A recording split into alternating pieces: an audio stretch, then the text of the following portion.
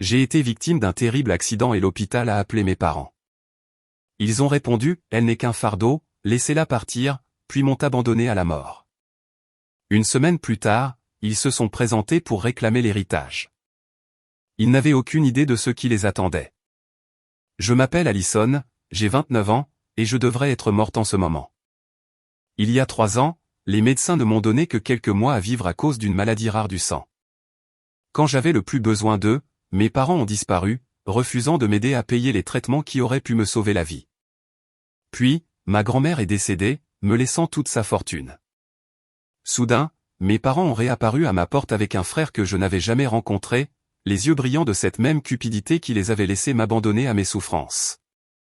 Ils pensaient que je les accueillerais à bras ouverts. Ils avaient tort. Avant que je ne vous raconte comment j'ai inversé la situation avec ma famille, dites-moi dans les commentaires d'où vous regardez cette vidéo. Et si vous avez déjà eu à vous défendre contre la trahison familiale, cliquez sur le bouton j'aime et abonnez-vous pour d'autres histoires de résilience et de justice. J'ai grandi dans une modeste maison à 2 étages dans une banlieue de la classe moyenne de Boston. De l'extérieur, nous semblions être la famille américaine parfaite, le père, la mère et leur fille dévouée. Mais les apparences peuvent être trompeuses. Mes parents, Linda et Richard, étaient la définition même des bourreaux de travail. Maman gérait un magasin de détail haut de gamme en centre-ville, tandis que papa gravissait les échelons dans un cabinet de conseil financier. Leur présence physique dans notre maison était minime, mais c'est leur absence émotionnelle qui a véritablement façonné mon enfance. Ma mère, Linda, avait une obsession pour le statut social qui frisait le pathologique. Chaque dîner, chaque vacances, chaque achat de voiture était soigneusement calculé pour impressionner les autres. Je me souviens qu'elle passait des heures à choisir la tenue parfaite pour les réunions parents-professeurs, plus soucieuse de la façon dont les autres mères l'apercevraient que de ce que mes professeurs pourraient dire de mes résultats scolaires. Les apparences comptent plus que tout, Allison, me faisait-elle la morale. Les gens te traitent en fonction de ce qu'ils voient. C'était devenu son mantra, un mantra qu'elle répétait si souvent que c'était pratiquement la devise de notre famille. Mon père, Richard, n'était pas très différent. Toute son identité tournait autour de sa carrière. Il se vantait de ses semaines de travail de 60 heures comme de médailles d'honneur, manquant mes matchs de football et mes pièces de théâtre à l'école avec à peine des excuses. Je construis notre avenir, disait-il chaque fois que j'exprimais ma déception. L'avenir semblait toujours plus important que le présent. J'ai tout essayé pour gagner leur approbation et leur attention, des notes parfaites, des réussites parascolaires, allant même jusqu'à adopter leurs valeurs et leurs préférences. Je suis devenu une experte pour prédire ce qui leur ferait plaisir, me transformant en la fille que je pensais qu'ils voulaient. Parfois, ça marchait. De brefs moments de fierté dans leurs yeux quand je gagnais le concours régional d'orthographe ou que j'étais accepté dans le programme d'excellence. Mais ces moments étaient fugaces, jamais suffisants pour combler ce vide persistant. La seule véritable chaleur dans ma famille venait de ma grand-mère Eleanor, la mère de ma mère. Contrairement à mes parents, grand-mère Eleanor vivait dans un vaste manoir à Beacon Hill, fruit du succès de mon défunt grand-père dans la promotion immobilière et de ses propres choix d'investissement judicieux après sa mort. Le contraste entre sa richesse et les efforts de la classe moyenne de mes parents était frappant. Ce qui était encore plus insensé, c'était le ressentiment apparent de mes parents envers l'argent de grand-mère Eleanor. Ils agissaient comme si sa réussite financière était en quelque sorte une condamnation de leur choix de vie.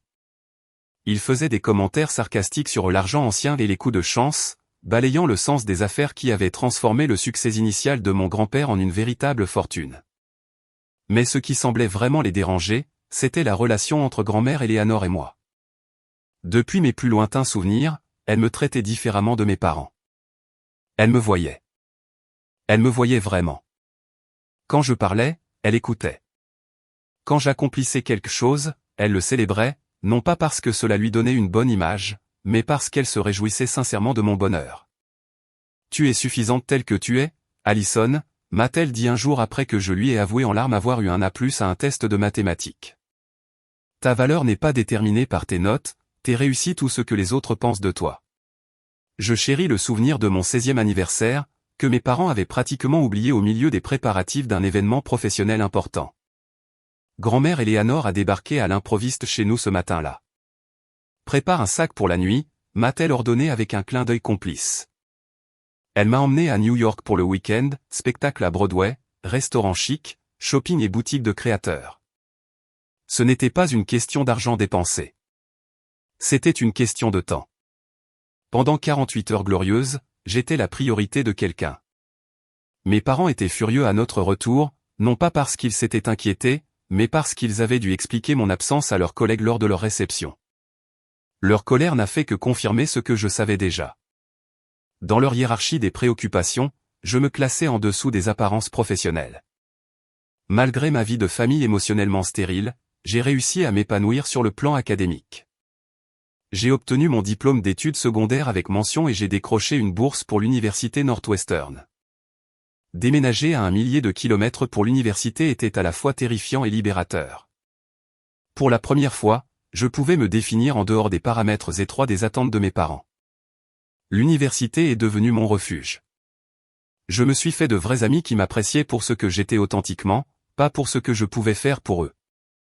J'ai découvert des passions que mes parents auraient jugées peu pratiques, l'histoire de l'art, la littérature classique, le bénévolat dans un refuge pour animaux local.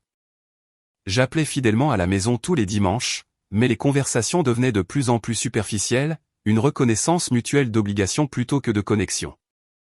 Après l'obtention de mon diplôme, j'ai accepté un poste dans une agence de marketing à Chicago.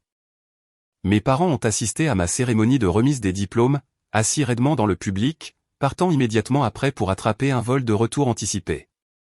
Ils envoyaient des cadeaux appropriés pour les anniversaires et Noël, et je retournais à Boston pour les visites obligatoires des fêtes.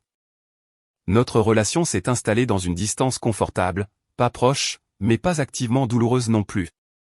Au milieu de la vingtaine, j'avais été promu 2 fois et j'avais emménagé dans un bel appartement avec vue sur le lac Michigan. Je sortais de temps en temps, mais je me concentrais principalement sur la construction de ma carrière et l'entretien des amitiés qui me soutenaient. Pour la première fois de ma vie, j'étais sincèrement heureuse. J'avais créé une vie qui me semblait authentique et épanouissante.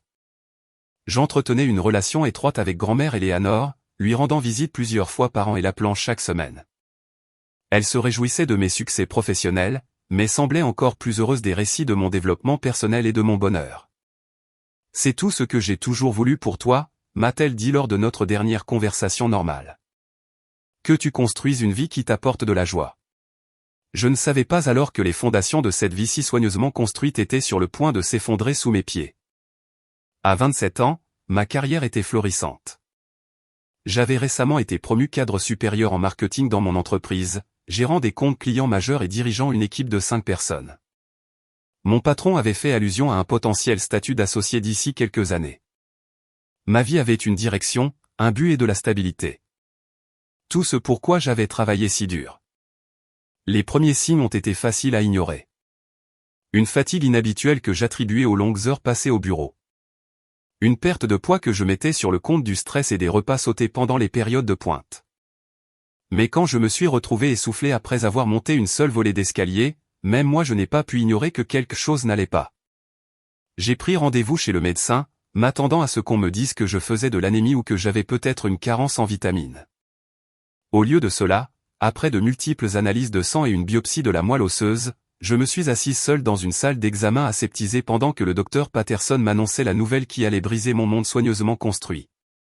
Je crains que vous n'ayez une forme rare de maladie du sang, a-t-il dit d'une voix douce mais directe. Cela s'appelle une anémie hémolytique atypique avec atteinte de la moelle osseuse. Votre corps attaque essentiellement ses propres cellules sanguines et votre moelle osseuse ne produit pas de remplaçante assez rapidement. Je me souviens avoir posé des questions pratiques avec un détachement étrange, comme si nous discutions du diagnostic de quelqu'un d'autre. Quel était le traitement? Quel était le pronostic? Pourrais-je continuer à travailler? Les réponses étaient sombres. Les traitements standards avaient une efficacité limitée pour ma variante spécifique. Il y avait un protocole de traitement expérimental montrant des résultats prometteurs lors d'essais cliniques, mais mon assurance le classait comme expérimental et refusait de le prendre en charge. Sans traitement, il me restait peut-être 6 mois à 1 an. Avec le traitement standard, peut-être 2 ans avec une qualité de vie en déclin progressif. Le traitement expérimental offrait le seul véritable espoir de rémission ou de guérison. Combien, ai-je demandé, cataloguant déjà mentalement mes économies et mes actifs. Le cycle complet de traitement coûte environ $300 000, a répondu le docteur Patterson, son expression confirmant ce que je savais déjà. C'était bien au-delà de ce que je pouvais me permettre seul. Cette nuit-là, j'ai fait quelque chose que je n'avais pas fait depuis des années. J'ai appelé mes parents à l'aide. Pas seulement pour une aide financière, bien que j'en ai désespérément besoin aussi, mais pour un soutien émotionnel. J'avais besoin de famille. Ma mère a répondu, l'air agacé par l'interruption. Quand j'ai expliqué la situation, son ton s'est transformé en quelque chose ressemblant à de l'inquiétude, mais est resté distant, comme si je décrivais une situation de travail problématique plutôt qu'une maladie potentiellement mortelle. « Oh, ça a l'air sérieux », a-t-elle dit.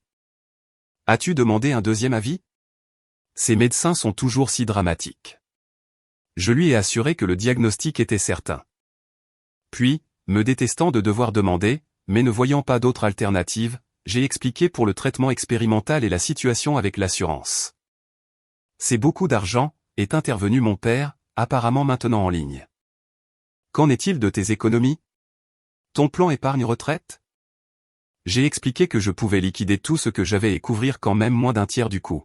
« Je ne demanderai pas s'il y avait une autre option, » ai-je dit, luttant pour garder une voix stable. « Ce traitement est ma seule vraie chance. »« Il va falloir qu'on en discute, » a répondu mon père. « Laisse-nous réfléchir à ce qu'on peut faire. » Cette conversation a été suivie par des semaines d'interactions de plus en plus frustrantes. Mes parents promettaient de se renseigner, mais ne donnaient jamais de réponse définitive. Ils se demandaient si le traitement expérimental était vraiment nécessaire, suggéraient des thérapies alternatives qu'ils avaient lues sur Internet, demandaient si je pouvais participer à l'essai clinique gratuitement. Pendant ce temps, mon état s'est détérioré rapidement. J'ai commencé les traitements standards, qui me laissaient nauséeuse et épuisée, mais qui faisaient peu pour stopper la progression de la maladie. J'ai pris un congé de maladie, épuisant mes jours puis passant en invalidité de courte durée. 3 mois après mon diagnostic, j'ai passé un dernier appel désespéré à mes parents. À ce moment-là, j'avais vendu ma voiture et je me préparais à rompre le bail de mon appartement pour déménager dans un endroit moins cher. Nous y avons mûrement réfléchi, a dit ma mère, d'une voix artificiellement compatissante. Nous ne pouvons tout simplement pas t'aider pour ce traitement. Nous approchons de l'âge de la retraite, et nous ne pouvons pas risquer notre sécurité financière pour un traitement qui pourrait même ne pas fonctionner. La cruauté désinvolte de ces mots m'a laissé sans voix. Ils choisissaient leur retraite confortable plutôt que ma propre vie. Je comprends, ai-je finalement réussi à dire, bien que je ne comprenne pas du tout. Merci d'y avoir réfléchi. Ce fut la dernière vraie conversation que nous ayons eue. Après cela, mes appels allaient directement sur la messagerie vocale. Mes SMS recevaient des réponses brèves et évasives. Ils ont envoyé un chèque de $5000, une somme qui aurait pu paraître généreuse à un étranger, mais qui était d'une insuffisance insultante compte tenu de mes besoins et de leurs moyens. Cela ressemblait moins à de l'aide qu'à une façon de racheter leur culpabilité. J'ai déménagé dans un minuscule studio que je pouvais à peine me permettre, même avec un loyer réduit. J'ai vendu mes vêtements de créateur, mes bijoux, mes appareils électroniques, tout ce qui pouvait générer de l'argent pour payer mes frais médicaux. J'ai continué les traitements standards tout en recherchant des options alternatives et des programmes de soutien. À travers tout cela, une amie est restée inébranlable. Madison, que j'avais rencontrée à l'université, est devenue mon rock. Elle me conduisait à mes rendez-vous, m'aidait à rechercher des options médicales et passait des nuits sur mon futon inconfortable quand j'étais trop faible pour rester seul. Elle a proposé de contacter mes parents, mais j'ai refusé. Leur abandon était une blessure trop à vif pour qu'on y touche. J'ai envisagé de contacter grand-mère Eleanor, mais j'ai hésité. Elle avait plus de 80 ans et avait récemment eu ses propres problèmes de santé. La dernière chose que je voulais était de l'accabler de mes ennuis, surtout sachant à quel point elle se sentirait impuissante. Nos appels ont continué, mais j'ai soigneusement caché ma maladie, rassemblant l'énergie dont je n'avais pas besoin pour paraître normal lors de nos conversations. Seul, à l'exception de Madison, face à la mortalité à 27 ans, j'ai traversé une obscurité différente de tout ce que j'avais connu auparavant. Il y avait des nuits où je restais éveillé à me demander si se battre en valait même la peine, si je ne devais pas peut-être accepter l'inévitable et passer le temps qu'il me restait autrement que dans ces misérables limbes. Mais chaque matin, d'une manière ou d'une autre, je trouvais la volonté de continuer le combat pour un jour de plus. La réalité physique de combattre seul une maladie mortelle est quelque chose qu'on ne peut pas comprendre tant qu'on ne l'a pas vécu. Les bons jours, je pouvais gérer les soins personnels de base et peut-être une courte marche autour du pâté de maison. Les mauvais jours, le simple fait d'aller aux toilettes me semblait être comme l'ascension de l'Everest. Mes économies ont disparu à une vitesse terrifiante. Même avec l'assurance couvrant une partie des traitements standards, les frais à ma charge étaient astronomiques. J'ai postulé à des programmes d'assistance, passé des heures au téléphone à me disputer avec les représentants de l'assurance et recherché toutes les voies possibles pour obtenir une aide financière. Madison a été mon ange gardien pendant cette période. Elle venait après sa journée de travail, apportant souvent des courses ou des repas préparés. Elle organisait mes médicaments, nettoyait mon appartement, et parfois s'asseyait simplement avec moi pendant que je dormais, sentinelle silencieuse contre les ténèbres envahissantes. « Tu ferais la même chose pour moi », insistait-elle chaque fois que j'essayais d'exprimer ma gratitude. C'est ça que signifie l'amitié. J'ai consacré chaque once de mon énergie restante à la recherche d'options de traitement alternatives. J'ai rejoint des groupes de soutien en ligne pour les patients atteints de maladies rares du sang, passant au peigne fin les publications à la recherche de la moindre mention d'essais cliniques ou de protocoles expérimentaux.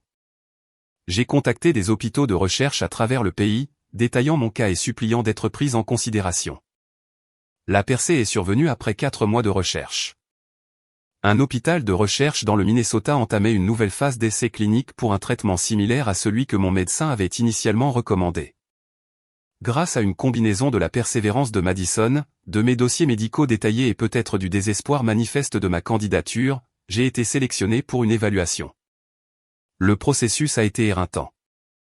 Madison a pris des jours de congé pour m'accompagner dans le Minnesota, où j'ai subi des jours de tests et d'évaluation. Lorsque le chercheur principal m'a finalement appelé dans son bureau, je m'étais préparé à une autre déception. Au lieu de cela, il m'a offert de l'espoir. Votre cas est exactement le type que nous cherchons à inclure dans cet essai, a expliqué le Dr Brennan. La progression de la maladie est suffisamment avancée pour fournir des données significatives, mais pas au point où le traitement serait vain. J'ai failli m'effondrer de soulagement. L'essai ne couvrirait pas toutes mes dépenses. Je devrais encore payer les voyages, l'hébergement pendant les périodes de traitement et certains médicaments supplémentaires, mais le traitement expérimental lui-même serait fourni sans frais. Le protocole de traitement était brutal. Des perfusions bimensuelles qui me rendaient violemment malade pendant des jours par la suite. Des prises de sang hebdomadaires et des biopsies de la moelle osseuse qui donnaient l'impression d'être poignardé avec des pics à glace. Des médicaments avec des effets secondaires presque aussi débilitants que la maladie elle-même. Mais pour la première fois depuis mon diagnostic, il y avait de l'espoir. Après 3 mois de traitement, mes analyses sanguines ont montré les premiers signes d'amélioration. De petits changements, mais dans la bonne direction. Le docteur Brennan a mis en garde contre un excès d'optimisme. Les rémissions pouvaient être temporaires, et mon type de maladie était connu pour son imprévisibilité, mais je m'accrochais à ces chiffres en amélioration comme une personne qui se noie à un radeau de sauvetage. C'est durant cette période d'espoir prudent que j'ai reçu l'appel concernant grand-mère Eleanor. Sa gouvernante, Maria, a appelé pour me dire qu'Eleanor avait été hospitalisée après une grave chute. Elle vous réclame, a dit Maria, la voix lourde d'inquiétude. Les médecins disent que ça ne s'annonce pas bien. J'étais au milieu d'un cycle de traitement, mon système immunitaire dangereusement compromis. Le docteur Brennan a fortement déconseillé de voyager. Vous pourriez attraper une infection que votre corps ne peut pas combattre, a-t-il averti. Cela pourrait annuler tous nos progrès. Mais c'était grand-mère Eleanor, la seule personne qui avait toujours été là pour moi. Je ne pouvais pas la laisser tomber maintenant. Contre l'avis médical, j'ai pris l'avion pour Boston, portant un masque et désinfectant de manière obsessionnelle chaque surface que je touchais. Je suis arrivé trop tard. Grand-mère Eleanor était décédée quelques heures seulement avant l'atterrissage de mon avion. Maria m'a rejointe à l'hôpital. Ses yeux étaient rouges d'avoir pleuré. Elle a attendu aussi longtemps qu'elle a pu, m'a-t-elle dit en m'étreignant prudemment. Elle n'arrêtait pas de dire qu'elle devait vous dire quelque chose d'important. Le chagrin était accablant, aggravé par le fait de savoir que je ne saurais jamais quel dernier message elle avait voulu partager. Alors que Maria me conduisait à la maison de ma grand-mère, elle a mentionné quelque chose qui a encore intensifié ma douleur. Vos parents étaient là plus tôt aujourd'hui, a-t-elle dit. Ils sont arrivés environ 1 heure avant son décès. Ils avaient été là, dans le même hôpital, et n'avaient pas daigné me contacter, sachant que je voyageais pour voir ma grand-mère mourante. La trahison a été profonde, rouvrant des blessures que je croyais en train de guérir. Les funérailles ont eu lieu 3 jours plus tard, une cérémonie formelle qui ne ressemblait en rien à la femme chaleureuse et vibrante que l'on commémorait.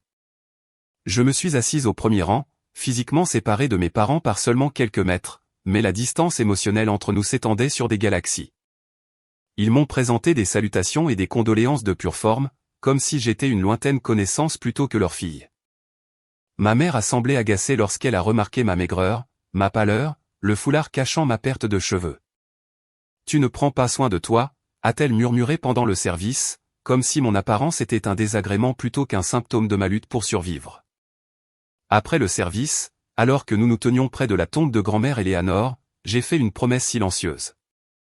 Je survivrai, non seulement pour moi-même, mais pour honorer l'amour inconditionnel qu'elle m'avait donné. Je construirai une vie digne de la foi qu'elle avait en moi, et je ne permettrai plus jamais à ceux qui auraient dû m'aimer le plus de me rabaisser. 2 mois après les funérailles, alors que je me préparais pour une autre séance de traitement dans le Minnesota, j'ai reçu un appel d'un numéro que je ne connaissais pas. L'homme au bout du fil s'est présenté comme étant Jeffrey Harrington, l'avocat de grand-mère Éléanore. « J'essaie de vous joindre, mademoiselle Reynolds », a-t-il dit formellement. Il y a des questions concernant la succession de votre grand-mère qui requièrent votre attention. J'ai expliqué ma situation de santé et mes limitations de voyage. Il a proposé de venir à moi, suggérant une urgence qui m'a intrigué. Nous avons convenu de nous rencontrer la semaine suivante pendant une pause dans mon programme de traitement. Monsieur Harrington est arrivé dans mon modeste studio avec une mallette en cuir coûteuse et une expression de surprise qu'il n'a pas tout à fait réussi à dissimuler en découvrant mes conditions de vie. Il s'est installé à ma petite table à manger et a ouvert sa mallette. Je serai direct, mademoiselle Reynolds. Votre grand-mère vous a légué la totalité de son patrimoine. Je l'ai dévisagé, certaine d'avoir mal entendu. Pardon? Quoi? La totalité du patrimoine d'Eleanor Reynolds, la propriété de Beacon Hill, son portefeuille d'investissement, toutes les liquidités et les effets personnels vous ont été légués à vous seul, Allison Reynolds. La pièce a semblé basculer autour de moi. Mais ce n'est pas possible. Et mes parents? L'expression de Monsieur Harrington est restée professionnellement neutre. Vos parents sont mentionnés dans le testament, mais uniquement pour indiquer explicitement qu'ils ne doivent rien recevoir. Votre grand-mère a été très précise quant à ses volontés. Il a fait glisser une enveloppe sur la table. Elle a laissé cette lettre pour vous. Elle a demandé que vous la lisiez en privé. Le reste de notre réunion s'est passé dans un flou pendant qu'il détaillait l'étendue de mon héritage. Le manoir de Beacon il évalué à près de 8 millions de dollars. Des portefeuilles d'investissement d'une valeur d'environ 12 millions, des liquidités d'environ 3 millions, divers effets personnels, dont des bijoux, de l'art et des antiquités, estimés à plus d'1 million. J'étais devenu multimillionnaire du jour au lendemain. Après le départ de Monsieur Harrington, promettant de s'occuper de toute la paperasse nécessaire, je me suis assise sur mon lit avec la lettre de grand-mère Éléanore, les mains tremblantes en brisant le sceau. Ma très chère Allison, si tu lis ceci, j'ai quitté ce monde, mais j'espère ne pas l'avoir fait avant d'avoir eu la chance de te dire à quel point je t'aime profondément. Tu as été la joie de ma vie, la fille de mon cœur, sinon de mon corps. J'ai vu comment la négligence émotionnelle de tes parents t'a façonné. Ton besoin désespéré d'approbation, ta peur de l'abandon, ta tendance à te faire toute petite pour t'accommoder aux autres. Et pourtant, ta bonté fondamentale et ta force ont prévalu. Je ne te laisse pas mon patrimoine comme une récompense ou un prix de consolation. Je te le laisse parce que je sais que tu l'utiliseras sagement, d'une manière qui me rendrait fier. Tes parents ont démontré tout au long de leur vie qu'ils valorisent l'argent au-dessus des relations, les apparences au-dessus de la substance. Ils n'honoreraient pas mon héritage comme tu le feras. Utilise cet héritage pour construire la vie que tu souhaites vraiment, pas celle que les autres attendent de toi. Sois assez courageuse pour donner la priorité à ton propre bonheur. Et n'oublie pas que le plus beau cadeau que tu puisses t'offrir est la liberté de t'éloigner de ceux qui ne peuvent pas t'aimer comme tu mérites d'être aimé. De tout mon cœur, grand-mère Éléanore. J'ai lu la lettre 3 fois. Des larmes coulaient sur mon visage. Même dans la mort, elle avait trouvé le moyen de prendre soin de moi, de me voir, de me protéger. Cette même semaine, j'ai reçu de fantastiques nouvelles du docteur Brennan. Les résultats de mes derniers examens montraient une amélioration significative. Le traitement expérimental fonctionnait mieux que prévu. Bien que je ne sois pas guéri, la maladie reculait, et mon pronostic était passé de terminal à prudemment optimiste. Alors que ma santé s'améliorait, j'ai commencé à faire des projets. La première étape a été de visiter le manoir de Beacon Hill, désormais ma maison, selon les papiers que M. Harrington avait traités avec une efficacité remarquable. Madison m'a accompagné, toutes deux émerveillées par l'élégante maison de ville de 3 étages avec son architecture classique et son emplacement de choix. Se promener dans ces pièces a été une expérience émotionnelle. Chaque recoin renfermait des souvenirs. L'été de l'après-midi dans le jardin d'hiver. Les longues conversations dans la bibliothèque. Les fêtes célébrées dans la salle à manger de réception. Je pouvais sentir la présence de grand-mère Eleanor partout, non pas comme un fantôme, mais comme une chaleur persistante. Dans son bureau personnel, j'ai découvert des dizaines de journaux intimes reliés en cuir datant de plusieurs décennies. Leur lecture m'a fourni un aperçu de la dynamique familiale que je n'avais jamais complètement comprise. J'ai appris que mes parents avaient sollicité grand-mère Eleanor pour de l'argent de nombreuses fois au fil des ans, pour des projets commerciaux, pour des investissements immobiliers, pour améliorer leur style de vie, et avaient essuyé des refus constants. Linda et Richard voient l'argent comme une fin plutôt que comme un moyen, avait-elle écrit dans une entrée. Ils croient que la richesse comblera le vide en eux. Ils ne comprennent pas que le vide vient précisément de cette croyance. Une autre entrée datée peu après mon 16e anniversaire disait « J'ai emmené Allison à New York pour son anniversaire. » Linda était furieuse, m'a accusé d'essayer d'acheter l'affection de sa fille, comme si l'affection était quelque chose qui s'achetait plutôt que quelque chose que l'on donne librement. Je m'inquiète des valeurs qu'ils inculquent à cet enfant. Tout en poursuivant mes traitements dans le Minnesota, faisant des allers-retours à Boston, je me suis peu à peu installé dans ma nouvelle réalité. La sécurité financière a éliminé d'innombrables sources de stress, me permettant de me concentrer entièrement sur la guérison. J'ai embauché une gouvernante à temps partiel pour le manoir et j'ai conservé M. Harrington pour gérer les aspects les plus complexes de la succession. L'amélioration de ma santé et de ma situation financière n'est pas passée inaperçue. Un magazine d'affaires local a publié un article sur l'héritage d'Eleanor Reynolds et sa petite-fille héritière recluse. J'ai refusé d'être interviewé, mais l'article incluait suffisamment d'informations publiques pour rendre claire l'ampleur de mon héritage. 3 jours après la publication de l'article, j'ai reçu un énorme bouquet de fleurs au manoir. La carte disait simplement « Nous pensons à toi en cette période difficile. Avec tout notre amour, maman et papa. » C'était le premier contact de mes parents en plus d'1 an, depuis avant mon diagnostic. Avant qu'ils n'aient choisi leur confort plutôt que ma survie.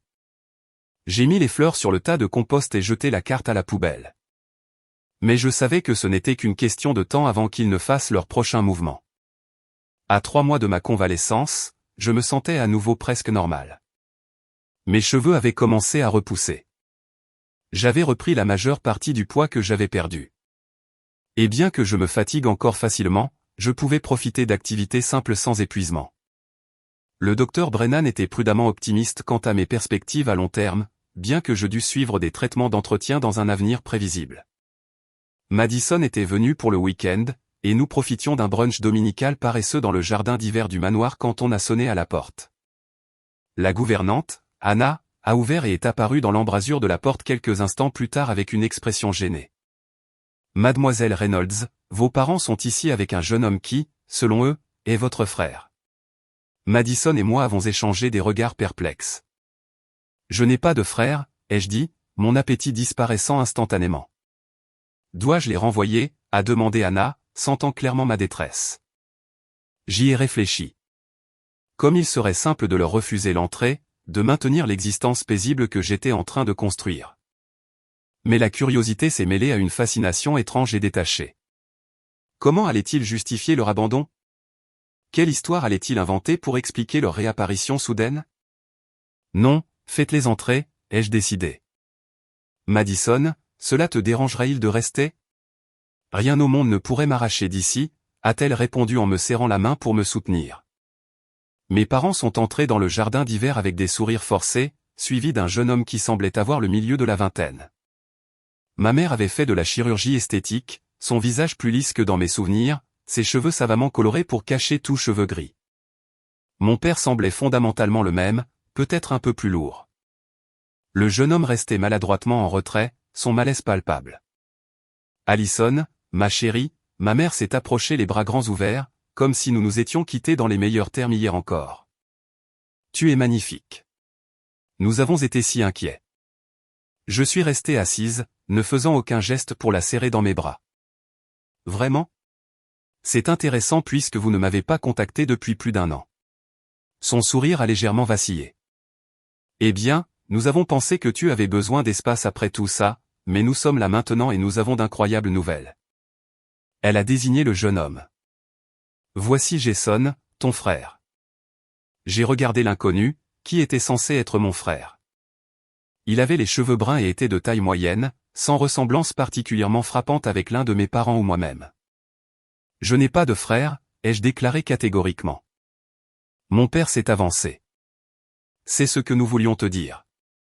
Avant ta naissance, nous avons pris une décision difficile. Jason a été confié à l'adoption. Nous étions jeunes, en difficulté financière. Ce n'était pas le bon moment.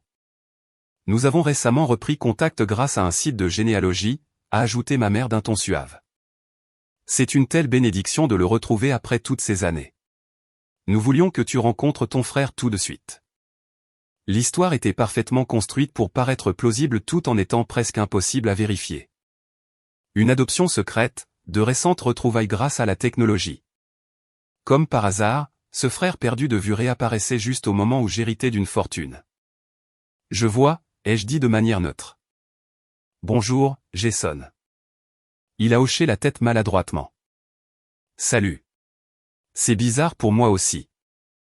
Quelque chose dans son malaise semblait authentique, et je me suis surprise à me demander quels mensonges mes parents lui avaient racontés, quelles promesses ils avaient faites. Nous avons enduré un dîner atroce. Mes parents meublaient le silence avec des histoires de leurs activités récentes, des questions prudentes sur ma santé qui ne reconnaissaient jamais leur abandon pendant ma maladie, et de fréquentes références aux liens familiaux et aux liens de sang. Madison est restée à mes côtés, sa présence étant un soutien silencieux. Alors qu'on servait le dessert, ma mère a glissé avec désinvolture ce que je soupçonnais être le véritable but de leur visite. Cette maison est si grande pour une seule personne, a-t-elle fait remarquer en balayant la salle à manger du regard. Nous avons réfléchi. Ne serait-il pas logique que nous vivions tous ensemble ici? En famille. Ton père pourrait prendre une retraite anticipée.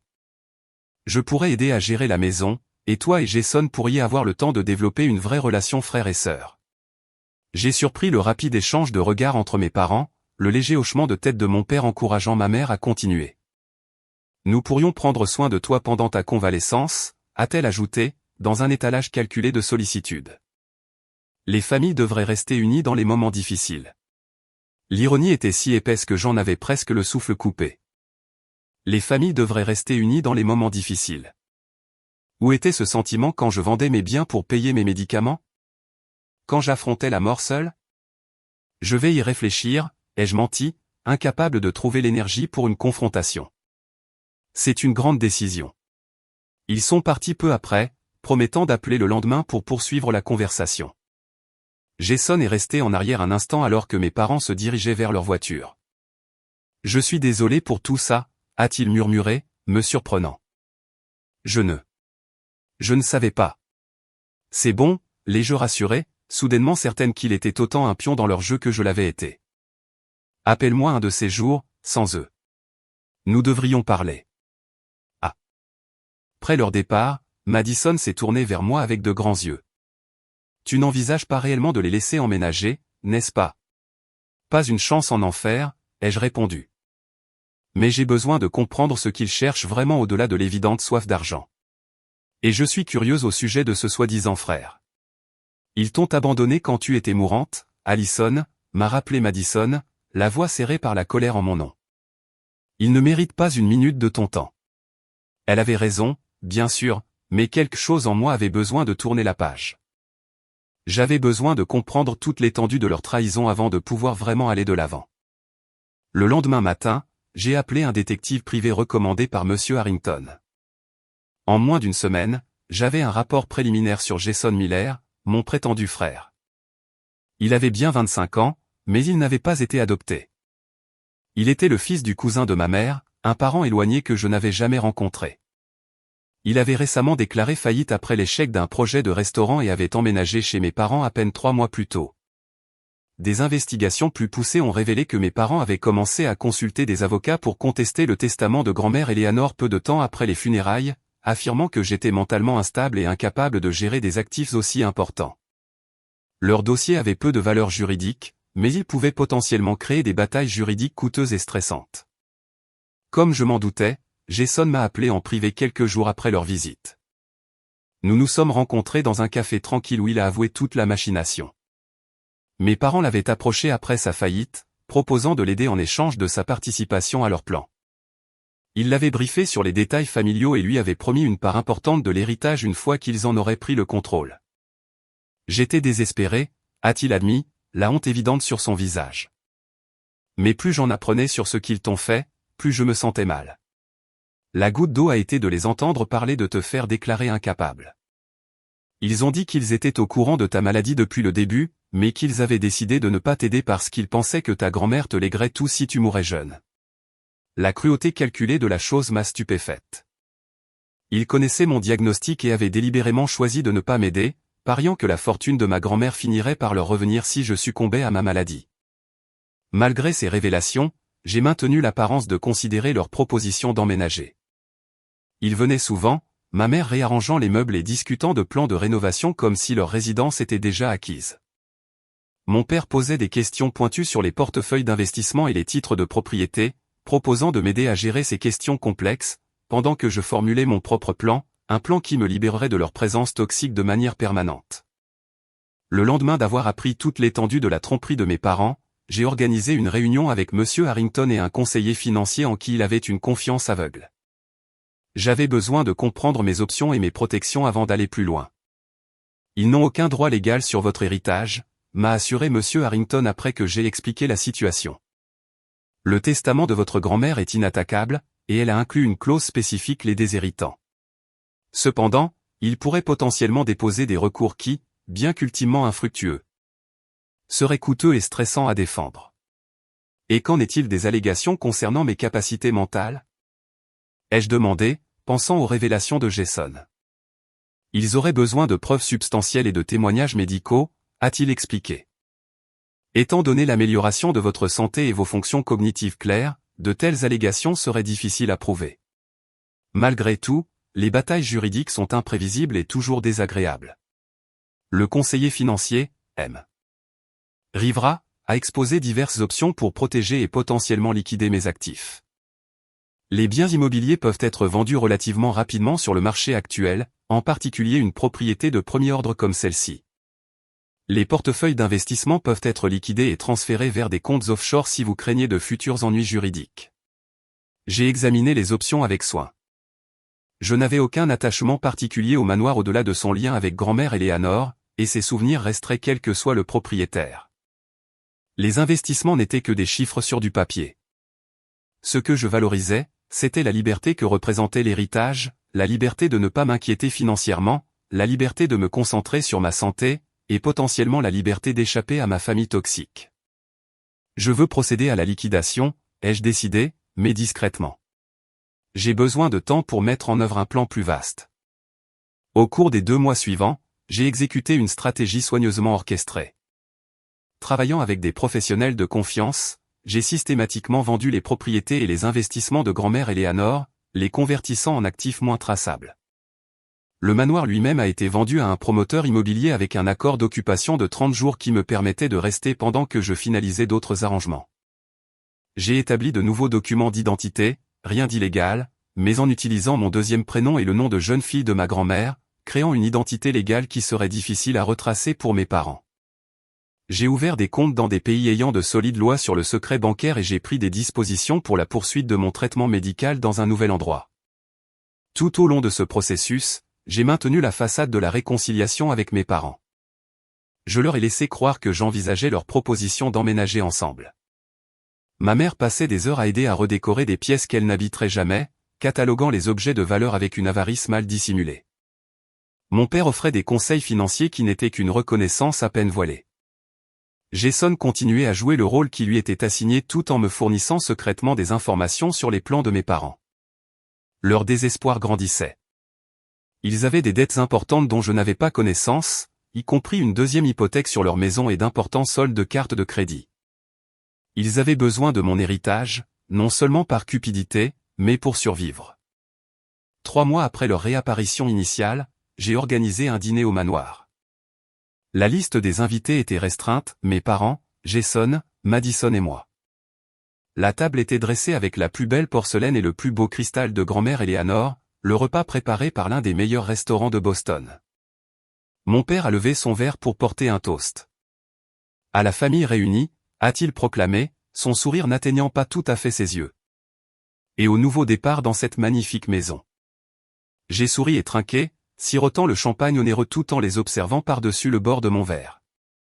Ils n'avaient aucune idée que leur nouveau départ était en réalité le chapitre final. Le dîner s'est déroulé assez agréablement, mes parents se sentant de plus en plus à l'aise, faisant des projets et des suggestions comme si leur résidence dans le manoir était une fatalité. Madison captait mon regard de temps en temps, consciente de ce qui allait se passer, mais gardant son calme de manière admirable. Alors que la soirée touchait à sa fin, je me suis brièvement excusé et je suis revenu avec un dossier contenant plusieurs documents. Avant que vous ne partiez, j'ai quelque chose pour chacun de vous, ai-je dit calmement. J'ai tendu une enveloppe à Jason. Ceci contient les documents d'un fonds fiduciaire que j'ai créé pour toi. Ce n'est pas énorme, mais cela devrait t'aider à te remettre sur pied et à recommencer à zéro. La seule condition est que tu coupes tout lien avec mes parents. Ses yeux se sont écarquillés de surprise, puis de compréhension. Il a légèrement hoché la tête. À mes parents, j'ai remis le dossier. Ceci contient tout ce que vous devez savoir sur ma décision concernant votre proposition. Ma mère l'a ouvert avec empressement, puis s'est figée en parcourant le contenu. Mon père s'est penché, son expression passant de la confusion à la rage. Le dossier contenait une lettre détaillant ma connaissance de leur abandon pendant ma maladie, des relevés bancaires montrant la liquidation de tous les actifs, les documents de vente du manoir avec un accord d'occupation de 30 jours, et une déclaration officielle rompant tout contact avec eux. Tu ne peux pas faire ça, a bafouillé mon père, le visage cramoisi. C'est notre maison de famille. Non, l'ai-je corrigé calmement. C'était la maison de grand-mère Eleanor, puis brièvement la mienne. Maintenant, elle appartient au Beacon Hill Development Group. Nous devons tous quitter les lieux dans les 27 jours. Où est l'argent, a exigé ma mère, son sang-froid soigneusement entretenu se fissurant. Qu'en as-tu fait? Il est dans un endroit où vous ne le trouverez jamais, ai-je répondu. Tout comme je serai dans un endroit où vous ne me trouverez jamais. Ils ont explosé dans une rage prévisible, avec des menaces et des accusations. Je suis resté calme, ayant anticipé chaque argument.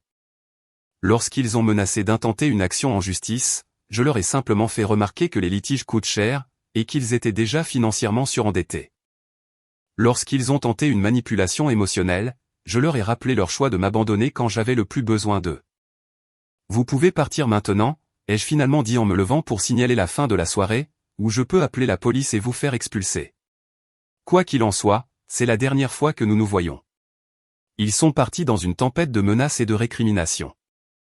Jason a suivi silencieusement derrière, après m'avoir fait un subtil signe de tête compréhensif. Après leur départ, Madison m'a serré fort dans ses bras. Ça va? Mieux que je ne l'ai été depuis des années, ai-je répondu honnêtement. Et c'était vrai. Le poids de leur présence toxique, de leurs attentes et de leur jugement s'était envolé. Pour la première fois, je me sentais véritablement libre. Le lendemain matin, j'étais parti, ne laissant aucune adresse de réexpédition, aucune piste à suivre. Seul Madison connaissait ma destination, jurant de garder mon secret. D'une distance de sécurité, j'ai observé via les mises à jour de M. Harrington mes parents être forcés de quitter le manoir à la fin de la période d'occupation. Leurs tentatives de contester le testament ou de crier à la fraude n'ont mené nulle part sans fonds pour payer des avocats.